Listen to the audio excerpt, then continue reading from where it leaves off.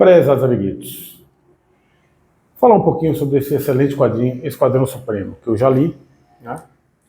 E acho que vou reler hoje, pelo menos uma parte dele eu vou reler nesta madrugada, porque não tenho mais nada para ler. Eu comprei esse quadrinho junto com o Ômnibus do Poderoso Thor e a segunda Epic Collection do Quarteto Fantástico.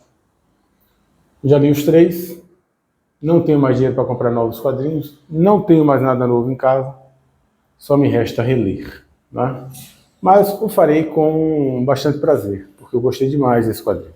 Eu achei que eu tinha lido alguma coisa sobre isso dele, mas eu realmente não li, cara.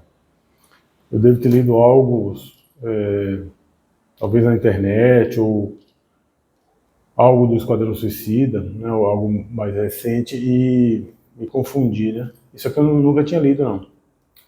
Uma fonte muito melhor do que esse singelo vlog é um canal da internet chamado HQ Tudo Que Você Precisa Saber. Eu acredito que seja HQ ou HQs, Tudo Que Você Precisa Saber. E o cara destrincha, um cara é fã de quadrinho, Marvel e DC, né? Eu só vejo os vídeos Marvel porque eu acabo não lendo coisa da DC Comics, muito raro. Mas o cara destrincha, velho, ele vai na pesquisa realmente, ele tem um acervo grande, então ele mostra qual foi a última vez que foi publicado no Brasil e tal, para dar uma boa, vamos dizer, uma boa baliza, né? Se vale a pena comprar ou não. Então. Somente hoje que você tem uma quantidade muito grande de material à disposição, é legal ter esse tipo de conteúdo. Eu gosto bastante do canal dele, um dos que eu mais frequento. Esse aqui já vou dizendo de antemão, cara, super vale a pena, tá?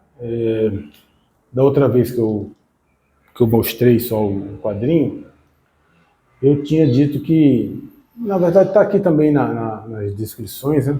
Antes de Watchmen, antes de Marvel, Os Reinos da Manhã, já havia esse quadrinho, o Esquadrão Supremo, que é um quadrinho que desconstrói, né, o mito do super-herói.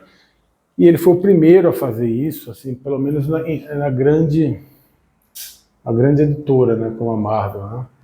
O Alan Moore fez isso em Watchmen um pouco depois, né?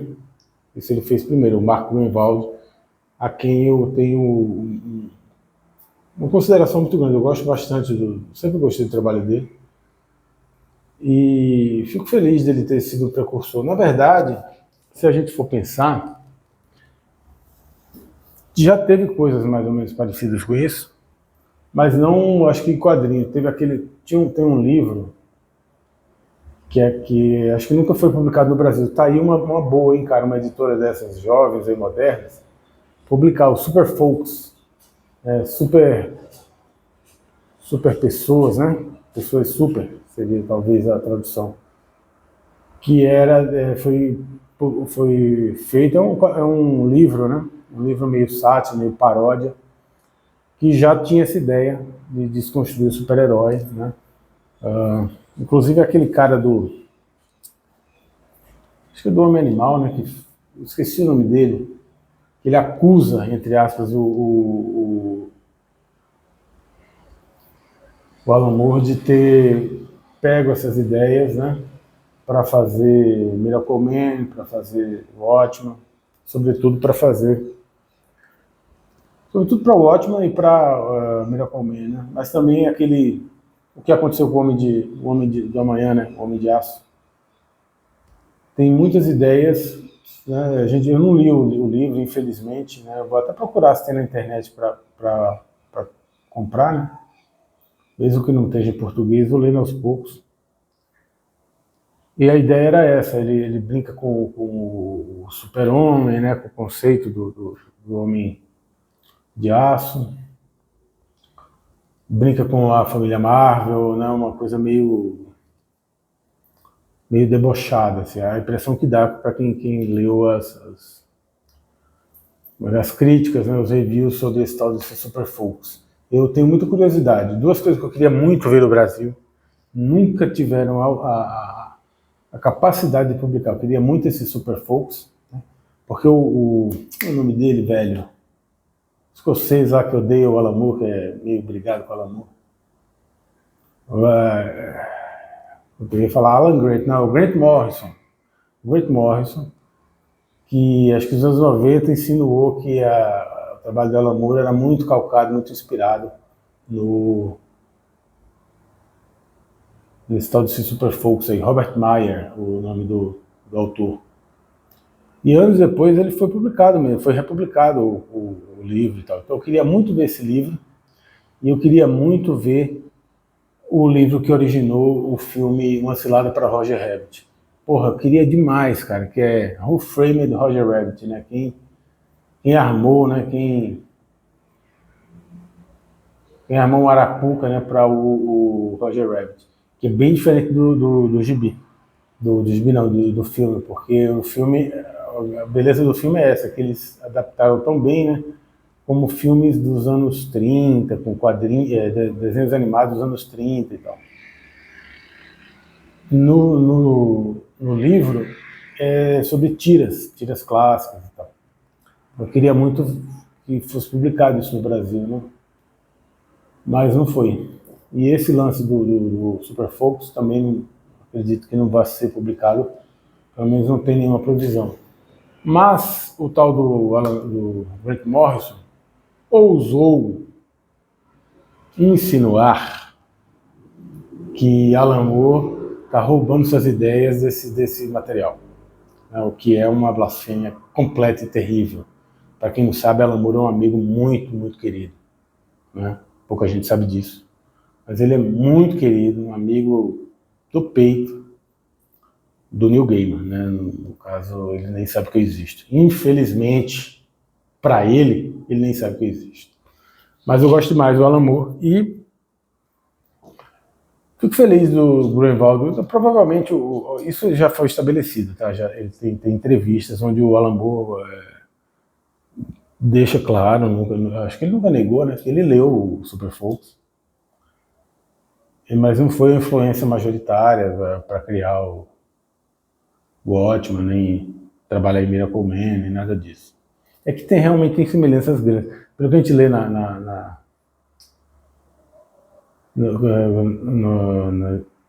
no review, né, do livro, tem muita semelhança, cara. O cara é um super-homem mais velho, sem poderes, sabe? Tipo, vai aos poucos recuperando, é um plot para os inimigos dele tirar os poderes dele e tal. Muito parecido com o Miracle Man, né, em vários aspectos. Mas, cara, Alan Moore é outro patamar. Isso aqui não é no mesmo nível do trabalho do Alan Moore, é claro. Né? Poucas coisas são naquele nível. Mas, cara, é muito bom. E o fato dele ter feito primeiro também dá um sabor, né? Claro que ele provavelmente também leu o tal do Super Focus, também estava embebido nisso. Mas é um trabalho muito interessante. É uma minissérie. Quando eu mostrei a primeira vez, eu não sabia direito. Eu achava que ele tinha criado tudo isso aqui, né? Esses personagens, mas não. Depois, né, naquele HQ, tudo que você precisa saber, ele explica bem que, na verdade, era naquele período onde tinha os crossovers, né, entre os personagens da DC e os personagens da Marvel, se tinha uma expectativa muito grande. Primeiro foi, acho que o Super-Homem e o Homem-Aranha, um mega sucesso. Embora as histórias não fossem essas coisas todas, mas era um encontro que todo mundo queria ver. Depois eu acho que teve Batman e Hulk, e X-Men e os Novos Titãs, né? Que é o que eu menos gosto, dos X-Men e Novos Titãs. Eu achei que seria o que eu mais iria gostar. Depois é publicado nos anos 90, veio esse material aqui pela Abril, né? Eu li naquela época. Mas tinha também, eles tinham muita vontade, era um desejo naquele período, acho que era os 70, né?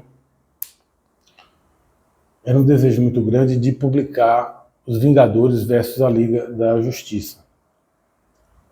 Né? Todo esse material era muito chato de trabalhar, provavelmente, porque os editores não queriam também que não pode perder, os meus personagens não podem perder dos seus, entendeu? Então fica uma disputa meio complicada, mesmo sabendo que depois eles vão fazer as pazes e lutar contra um oponente, um inimigo comum, né? Mas mesmo assim havia muita burocracia e tal, e acabou não indo para frente esse encontro. Aí o Roy Thomas, né, o editor histórico, editor da Marvel, resolveu pegar uns personagens meio plágio, meio paródia, né? Acho que pegou uns 3 e fez uma espécie de personagens, vilões, sabe, vilões de um quadrinho só. E usou esse tal desse, na verdade era o Esquadrão Sinistro. Tudo isso eu peguei lá no HQs, tudo que você precisa saber, né? Ele faz realmente um trabalho minucioso mostrando como é que foi a evolução, né? Aí depois teve outra reviravolta, teve retcon, né? Na época não chamava de retcon, mas não deixa de ser, dizendo que não, que esses vilões criados para brigar com os Vingadores eram baseados em super-heróis de outra dimensão, de outro universo, né? De outro multiverso, sei lá. Resumo da história, tinha lá uma equipe chamada Esquadrão Supremo, não é Esquadrão Sinistro, é Esquadrão Supremo. E esses eram os heróis da Terra 712, né, 712. A Terra Marvel, o universo Marvel que a gente está acostumado aqui no dia a dia, é o 616. Esse aqui é o do 712. Aí o que eu entendi, pelo menos desse material que eu vi no site lá, no HQ, tudo que você precisa saber, né, no canal, e também na internet,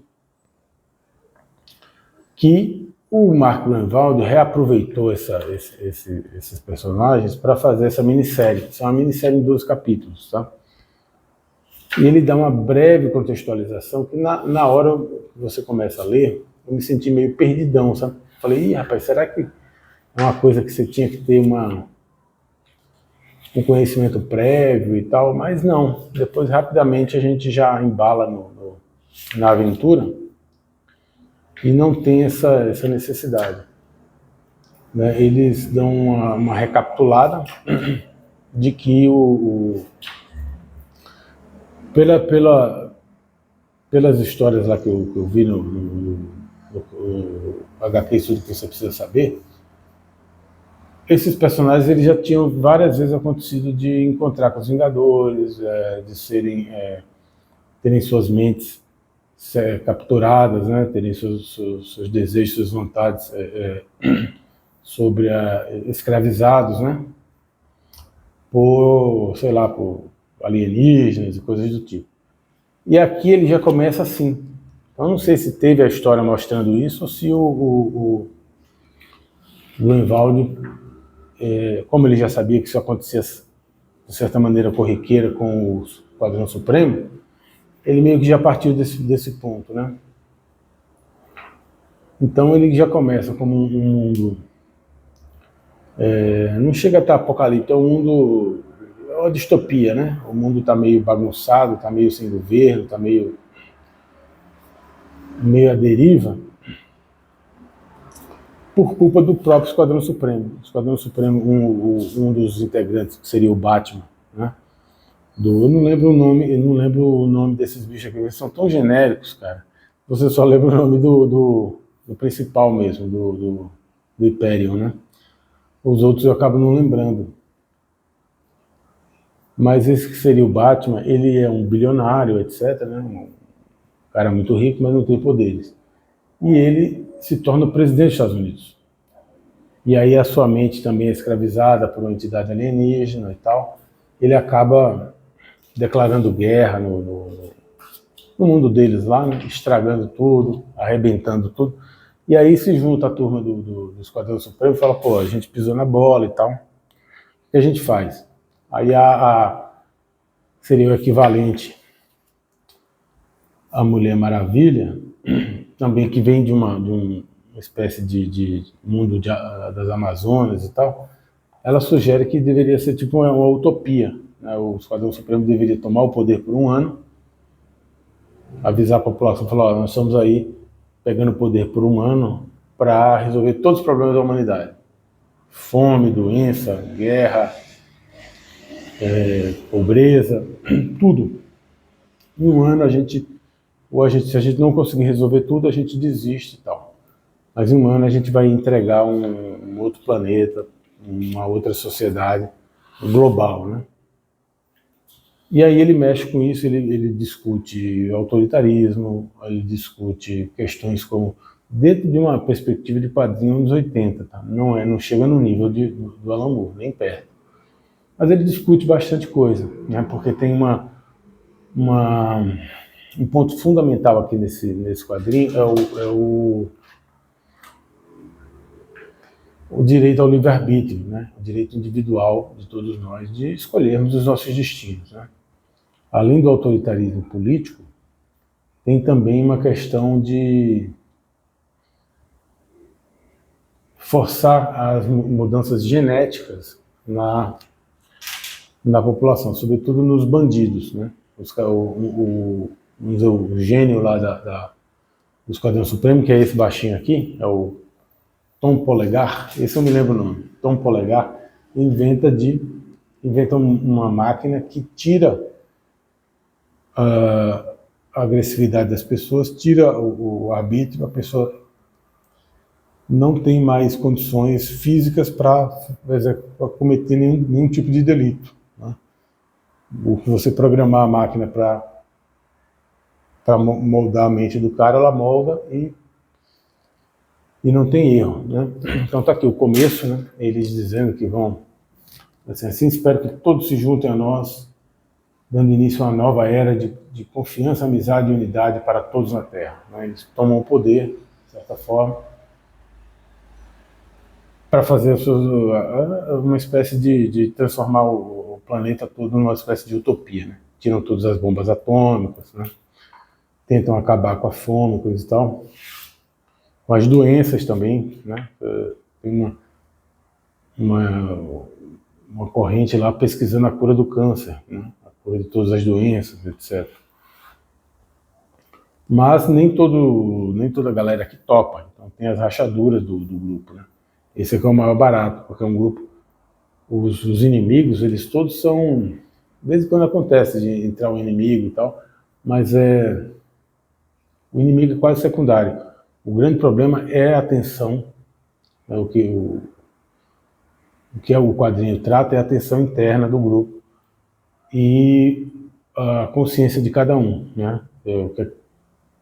O que é que o cara se sente confortável em fazer ou deixar de fazer. Sobretudo essa questão de mudar a mente das pessoas, né? No começo são só os bandidos, né? Os criminosos são forçados praticamente forçados, né? A passar por esse processo e perder a sua capacidade de arbitrar, né? Então, essa discussão ela é permanente no quadrinho inteiro. Estamos falando dos anos 80, isso aqui é de 85, os anos Reagan, né? Tem toda aquela questão da final da União Soviética, questão do desarmamentismo já era um problema. Tem a questão da ecologia também. Tem um genérico aqui do Aquaman, né? Todo mundo é genérico. Mas ele consegue trabalhar ao longo dessas duas edições dando relevo, dando dimensão, mais camadas, né? Para alguns dos personagens, não todos, tá? Vamos ser bem honestos, não todos. E alguns que ele não consegue mesmo, ele passa para frente, cara. Ele realmente não...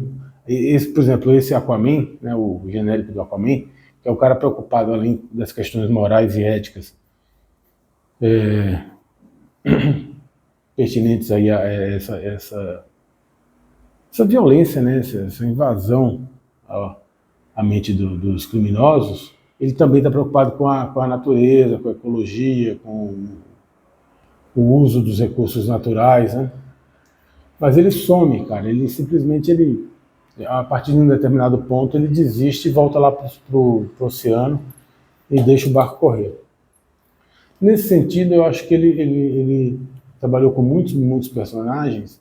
Esse aqui que é o genericão do Aquaman.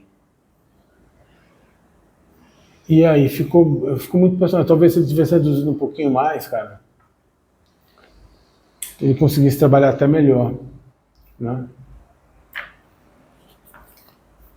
O traço é muito competente, todo mundo aqui está todo mundo bem. Basicamente esse Bob Hall, Tem trabalho do John Buscema, do Paul Ryan, ou Paul Ryan, não sei como é que pronuncia, mas ele sempre foi um cara muito competente, né? Sempre fez coisas boas. Uma espécie de faz tudo lá da Marvel, né?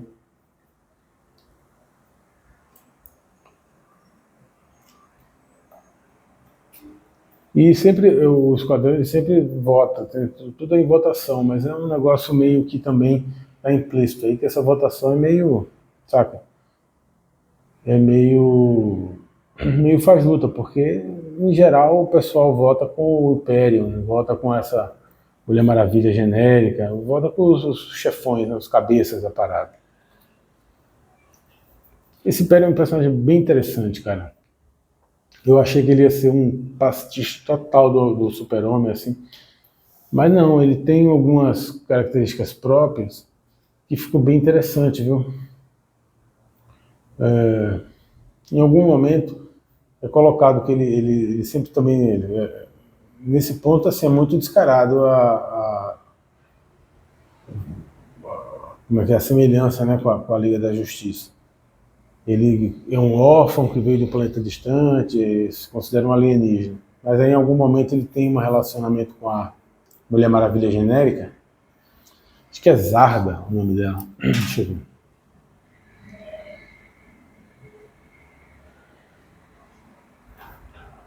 Acho que é Zarda.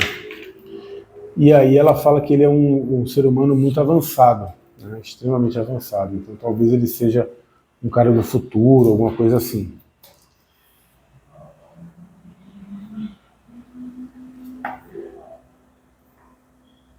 E o quadrinho, as duas edições, eles discutem muito isso. Tem um breve momento onde eles veem, um deles, né, que seria o Batman genérico, vem para o nosso universo Marvel mais conhecido, né? Olha só, ele aqui, ó. O cara ficou puto porque falou, pô, não pode ser a Liga da Justiça, vai ter de alguma maneira, né? Mas ele veio para o nosso universo para pedir ajuda, porque como eu falei, né, eles já tinham várias vezes entrado em contato com a universo 616 da Marvel, então ele sabia que existiam super-heróis superpoderosos aqui, né, nesse universo. Ele vem aqui tentar pedir ajuda, né? Então, nessa época, o quarteto estava morando na mansão dos Vingadores, né? Depois que o edifício Baxter é destruído, né? Eles ficam um tempo com os Vingadores na mansão. E é aquela equipe que a gente está vendo agora. Não é aquela, é muito próxima àquela que a gente está vendo agora naquela saga dos Vingadores, né? Que é o Cavaleiro Negro, o Hércules, a Vespa, Capitão Marvel, né? E aí só só um tempero. Eu achei essa parte aqui muito saborosa. Inclusive dá um pouco mais de sabor, porque o Greenwald trabalhou muito com o tempo com o Capitão América. E com esse período do Capitão América, que eu simplesmente adoro, que é o Capitão América de motinha, né? Ele sempre na sua moto americana, ele namorando a Bernie Rosenthal, né? Era a namorada dele nesse período. Ele era desenhista. Aqui ele faz o Capitão, não sei se ele fazia isso nos quadrinhos do Capitão mesmo, mas aqui ele faz o Capitão América como se fosse um desenhista da Marvel, desenhando histórias do próprio Capitão América, né? Olha eles dois aqui na moto. Nossa, vendia tanto isso daqui quando eu era garoto. Tinha bonequinhos, os chamados bonequinhos Gulliver, que devia voltar. Que era um plasticão assim de uma cor só, e tinham vários personagens Marvel. O negócio fazia muito sucesso, tinha também os bonequinhos coloridos, né? E tinha de outras, tinha da DC também, claro, tinha Fantasma, tinha Zorro, tinha outros heróis, né, vamos dizer assim. Mas os mais famosos eram os super-heróis Marvel, vinha num saco, né, super-heróis Gulliver. E tinha depois, aí já mais do meio para o fim dos anos 80, tinha os mesmos bonequinhos coloridos nas suas motinhas. Eu tinha do Capitão América na pose mesmo de moto, né? Tinha o Homem-Aranha, tinha o Hulk. E era muito legal. Devia voltar urgentemente. Urgentemente. A solução para o Brasil passa urgentemente por bonecos, super-heróis Gulliver. É fato, isso é fato. Não preciso nem explicar. Tava uma fase que o Capitão era meio quase um Homem-Aranha, né, cara? Vivendo uma vida comezinha, né? Uma vida do dia a dia. E ao mesmo tempo combatendo o crime, né? Isso foi o grande start do Stan Lee, sacou? Mais do que tudo, dos grandes personagens que ele fez, mais do que tudo foi essa ideia de que o cara tinha uma vida, né? Ele vivia uma vida, ele curtia e tal, mas ele tinha lá o seu trabalho, era ser um super-herói. Diferente, sei lá, do Super-Homem, que o trabalho dele não era tão explorado assim, né? Como jornalista, como Clark Kent, né? Era simplesmente ali uma justificativa para ele estar no local dos eventos, e já como Clark Kent cobrindo, né, como é que se diz, cobrindo o evento, e aí ele vira o Super-Homem. Batman um pouco menos, porque o Batman era um bilionário, né, não tinha essa necessidade de trabalhar. E o Homem-Aranha também. O Homem-Aranha também não deixa de ser um jornalista, né? Mas o Homem-Aranha é um pouco diferente, porque a ideia assim, a ideia central do Homem-Aranha não era essa, não era o trabalho dele. O trabalho dele era um ganha-pão que ele ia lá meio que tentar vender as fotos para sustentar e ajudar a tia May, né? Então, o foco maior é na família, né? Diferente esse foi o grande, eu acho que foi o grande lance do Stan Lee. Ele muda o foco, né? O foco não é o super-herói, o foco é a vida dele normal, e ele tem que virar super-herói de vez em quando para resolver os problemas mais triviais possíveis, para arrumar dinheiro para pagar o aluguel, para ajudar a tia May a não perder a casa dela, essas coisas. Então, cara, isso aqui é muito legal. Eu adoro quando eles colocam a capa original entre uma história e outra, porque aí dá um contexto, você já vai vendo aqui e fala, putz, já está na 7ª edição, né? Foi uma coisa que eu fui sentindo isso quando eu estava lendo. Falei, cara, o negócio está muito... Parecia que ele não ia terminar a tempo, sabe? Falei assim, cara, tá faltando poucas edições para resolver tantas pontas soltas, para resolver tantas amarras. Mas ele consegue. Muito em função desses vilões que ele mete no meio do caminho, assim, para dar vamos dizer, um start, um kick, né? O vilão sempre tem um gadget, uma saída que o cara precisa e eles acabam cedendo, né?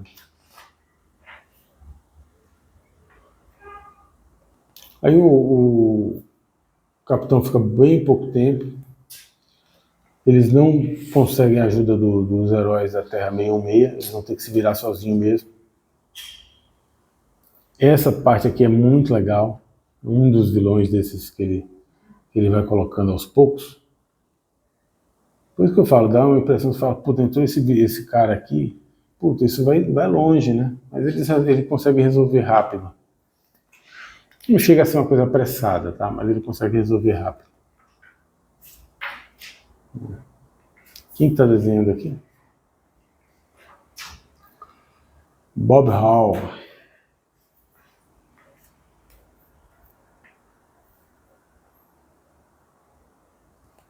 Eu não quero falar muito dessa parte, que eu acho tão legal que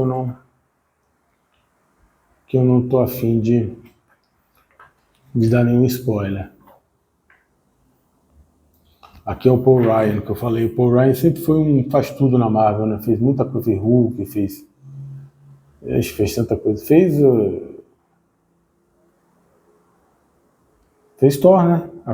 Naquele ônibus do Thor tem desenho dele. esse Ralph Macchio. Eu achava que era o Karate Kid. Falei, pô, mas o Karate Kid tá... Agora virou editor de quadrinho. Mas é muito legal, cara. Muito gostoso esse período. Pelo jeito, muita gente gosta também. Ó. Você vê aqui só gente boa falando sobre o Tom DeFalco.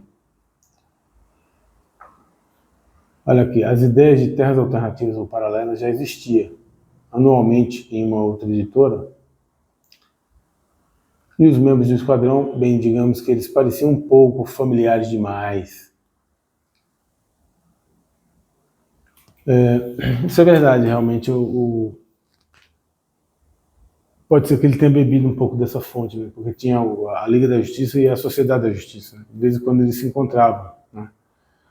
Porque diferente Outro grande motivo para a Marvel ter tido muito sucesso foi a coesão. Né? A Marvel já começa, embora tenha sido a Timely e a Atlas antes, ela já começa como Marvel, né? Ela já começa com uma certa unidade. O Stan Lee pensava o todo. Diferente do pessoal da DC Comics, que foi meio que agregando, né? O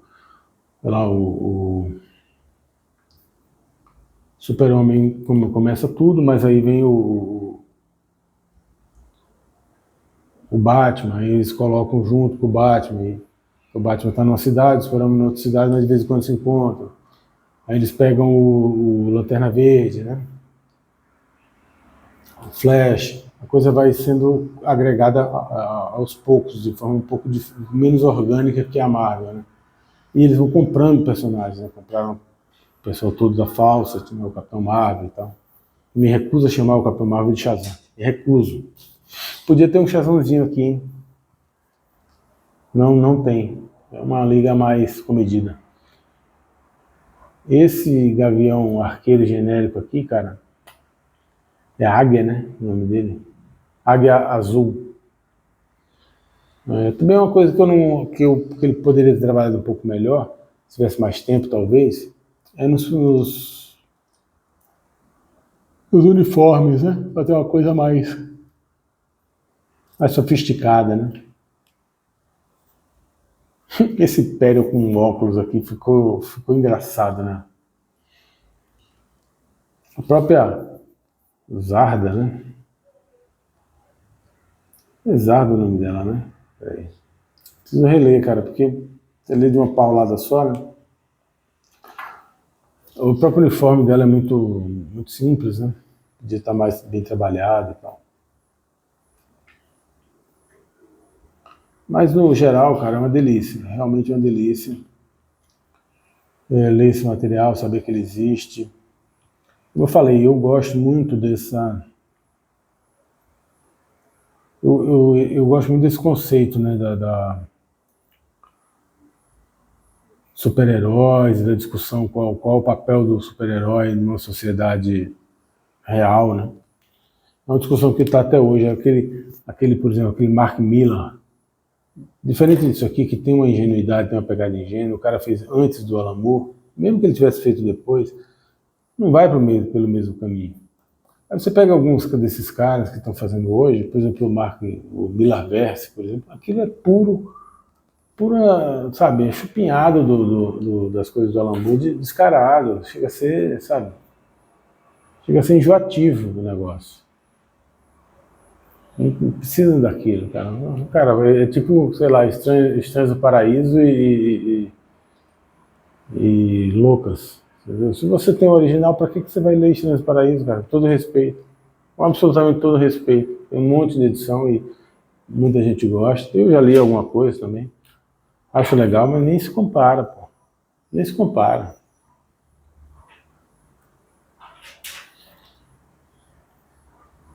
Essa pose clássica, hein? Dos velocistas. Muito bom. Eu vou te falar, cara, ele parece que quando ele veio a falecer, segundo eu li aqui no texto, que é a esposa dele que faz o prefácio, né? E ela disse que ele tinha novas ideias, né, ele morreu meio de repente, né? Acho que foi um ataque cardíaco, alguma coisa assim. Mas ele tinha algumas ideias para fazer uma continuação, né? E aí ela fala que ela procurou, assim, né, papelada do cara, porque esses artistas eles sempre fazem, né? Sempre anotam, fazem anotação, rascunho, né? Papeizinhos assim para guardar a ideia, né? Olha lá, ele também me disse alguns meses antes de sua morte que havia recebido a incumbência de escrever outra minissérie do Esquadrão, e que estava animado por poder continuar a história que começara anos antes. Quando é que ele morre? Em 94? Não, 92, né?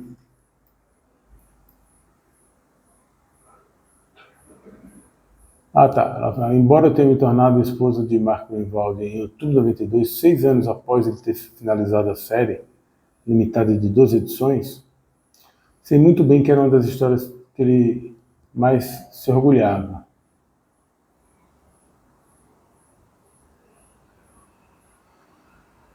Aí deixa eu ver aqui, cara. Agora eu queria saber quando ele veio a falecer.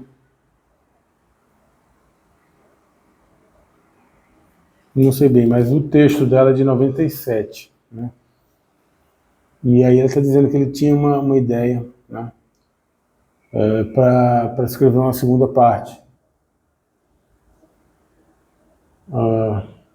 Disse que a história já estava na cabeça dele e só estava esperando a oportunidade de trabalhar nela novamente. Por mais que tentasse durante os últimos meses, não consegui localizar nenhuma anotação sobre essa segunda parte que ele planejava escrever. Mark era extraordinariamente organizado e deveria ser mais fácil de localizá-la, se é que existia em qualquer lugar além da sua imaginação.